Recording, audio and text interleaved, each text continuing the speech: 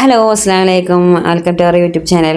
നമ്മൾ ഉണ്ടാക്കാൻ പോകുന്നത് തൈരും ഒരു തക്കാളിയും വെച്ചിട്ട് ഒരു തക്കാളി മതി വെച്ചിട്ടുള്ളൊരു കറിയാണ്. പെട്ടെന്ന് ഉണ്ടാക്കാൻ പറ്റുന്നുണ്ട്. ഒരു 5 മിനിറ്റിനുള്ളിൽ പെട്ടെന്ന് നമുക്ക് എടുക്കാൻ പറ്റുന്നൊരു കറിയാണ്. അപ്പോൾ നമുക്ക് എങ്ങനെ ഉണ്ടാക്കാമെന്ന് നോക്കാം കേട്ടോ.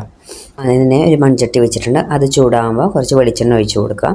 ആ വെളിച്ചെണ്ണ ചൂടാകുമ്പോൾ കുറച്ച് കടുക് ഇട്ട് കൊടുക്കുക കേട്ടോ. പിന്നെ അതിന് ശേഷം ഒരു 3 വെളുത്തുള്ളിയും ഒരു ചെറിയൊരു കഷ്ണം ഇഞ്ചിയും ഇട്ട് കൊടുക്കുക. പിന്നെ 2-3-4 ഉണക്കമുളക് ഇട്ട് കൊടുക്കുക. അതൊക്കെ ഇട്ട് നല്ല വഴറ്റി കൊടുത്തതിന് ശേഷം ഒരു 5-6 ചുവന്നുള്ളി ചെറുതായിട്ട് അരിഞ്ഞതിട്ടോ അതിട്ട് കൊടുക്കുക.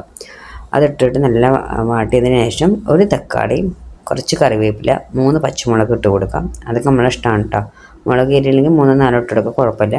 അതൊക്കെ ഒന്ന് എല്ലാം വാടിയതിന് ശേഷം കുറച്ച് മഞ്ഞൾപ്പൊടി കുറച്ച് മുളക് പൊടി ഇട്ട് കൊടുക്കുക. ഈ പൊടികളുടെയൊക്കെ പച്ചമണം മാറുന്ന വരെ നല്ല ഇളക്കി കൊടുക്കണേ. തീ കുറച്ച് വെക്കാനായിട്ട് കരിയാൻ പാടില്ല. നല്ല ഇളക്കി കൊടുക്കുക. അതിന് ശേഷം തൈര് മിക്സിയിലടിച്ചതാണ് അത് ഇതിലേക്ക് ഇട്ട് കൊടുക്കുക കേട്ടോ. നമുക്ക് എത്ര തൈര് വേണോ അതിനനുസരിച്ചിട്ട് നമുക്ക് ഒഴിച്ച് കൊടുക്കാം. പിന്നെ അതിന് ശേഷം കുറച്ച് ഉപ്പിട്ട് കൊടുക്കുക കേട്ടോ. ഉപ്പിട്ടതിന് ശേഷം നന്നായിട്ട് ഇളക്കി കൊടുക്കാം. ഫ്ലെയിം ഓഫ് ചെയ്യണം.